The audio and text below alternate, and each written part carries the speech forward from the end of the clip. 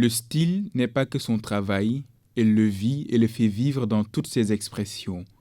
Maggie pour les proches, Maguette Gueye s'est battue pour son art. C'est un rêve d'enfant, enfin d'adolescent plutôt, parce que c'est au collège que je me suis intéressée à la mode en commençant à dessiner ou à relooker mes professeurs derrière chaque cahier de cours. C'est comme ça que, oui, enfin, à force de le faire, je me suis dit oui, ça c'est un métier. Et j'ai commencé à l'aimer et le cultiver. Et ça m'a motivée à poursuivre un peu mes études.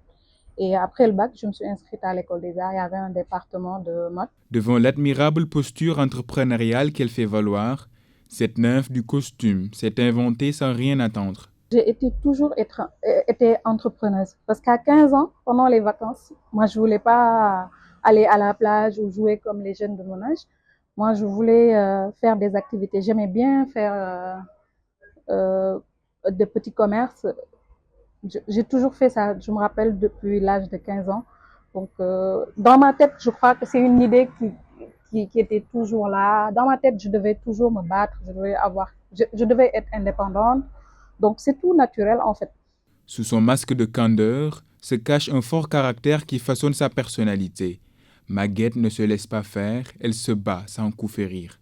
Le problème que je peux rencontrer en ce qui concerne les difficultés entre hommes, femmes, c'est dans le cadre de la pratique du métier. Par exemple, avec mes employés hommes, ils ont souvent du mal à croire que je sais faire ce qu'ils savent faire. Donc, je me dis, c'est une chance que été formée parce qu'aujourd'hui, je peux assurer tous les métiers du début à la fin, en tout cas de la fabrication d'un vêtement ou quand je dois travailler dans le cinéma, je maîtrise toute la chaîne en fait. Et ça, il fallait le faire, il faut le faire. Pour s'imposer, il faut avoir un bagage. Si Maggie a un combat à porter, c'est bien celui de la protection des droits des femmes. Elle en fait un sacerdoce. Bon, mon combat, c'est la condition de la femme, du point de vue social et religieux, au Sénégal en tout cas. Il y a du surcharge en fait, du point de vue responsabilité, et je trouve que c'est injuste.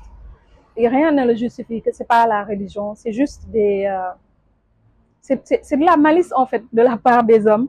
Ils nous ont fait croire qu'on avait toutes ces responsabilités, en plus de devoir être femme, devoir être belle, devoir être, voilà, être maman.